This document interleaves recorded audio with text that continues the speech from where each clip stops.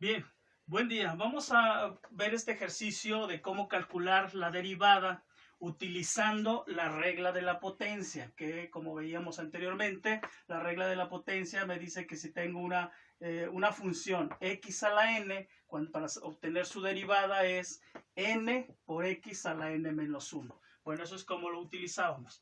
Esta misma fórmula lo podemos utilizar en ejercicios o que se nos presenten como este tipo. La única diferencia que vemos, el no poder aplicar de manera directa, es el que tenemos la variable con su exponente en el denominador. Entonces, antes de aplicar esta fórmula, vamos a tener que hacer un cambio en la expresión.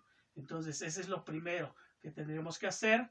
Y esto nos lleva a recordar un poco una de las propiedades de los exponentes que nos decía, bueno, que es este que estoy poniendo aquí. Si tenemos 1 sobre x a la n, esto lo podemos cambiar y es lo mismo que poner x a la menos n.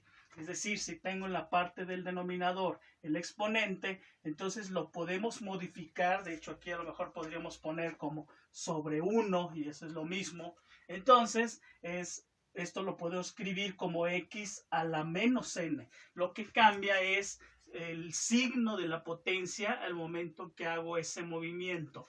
Entonces, en este ejercicio que tenemos aquí, no podemos utilizar la fórmula de la derivada como lo hemos visto, puesto que tenemos en el denominador la variable. Entonces, para poder hacer eso con esa fórmula, lo primero que vamos a hacer es hacer el cambio. Entonces, esto quiere decir que esta función f de x lo puedo reescribir como, utilizando esta propiedad, quedaría que aquí podría poner 1x. Entonces, al estarlo moviendo hacia arriba, entonces aquí ya quedaría a la menos 7. O simplemente x a la menos 7. De esa manera. Lo voy a volver a reescribir, nada más para ya tener el resultado correcto. Esto es lo que podemos hacer primero, o más bien, tenemos que hacer este cambio para ahora sí poder utilizar la fórmula de la derivada de la potencia. Entonces, una vez que hemos hecho esto, ahora sí podríamos decir, ahora pasaremos ahora a sacar la derivada. ¿Qué sería? F' de x es igual, de acuerdo con la fórmula que me dice x a la n, lo que tenemos aquí es n es menos 7. La x pues es la misma variable. La derivada me dice que es n, que sería menos 7, la variable pasa igual, y en el exponente n menos 1, es decir, menos 7 menos 1. Aquí la única diferencia es que ahora tendremos que restar, en este caso, dos signos negativos, o sumar. De aquí obtendríamos entonces que f' de x es igual a menos 7, lo pasamos igual, x. Menos 7 menos 1. La regla de los signos me dice que signos iguales se suman y se pone el mismo signo. Entonces, menos 7 menos 1, estamos hablando de que resulta menos 8. Y bien, esto ya lo tenemos como resultado de la derivada. Este ya sería la derivada. Aunque podremos hacer un cambio todavía, como si tenemos exponente negativo, si queremos es volver a regresar a que quede exponente positivo, haciendo lo siguiente, f' de x igual a menos 7, como la propiedad esta que me dice que x a la menos, que lo tendría de esta forma, x a la menos 8, entonces lo puedo regresar poniéndolo abajo y ahora cambiaría el signo de menos a más. Entonces quiere decir que estaría poniendo menos 7 sobre x a la 8. Y aquí esto ya lo pongo con signo el 8 positivo, puesto que lo estoy moviendo en la parte del denominador.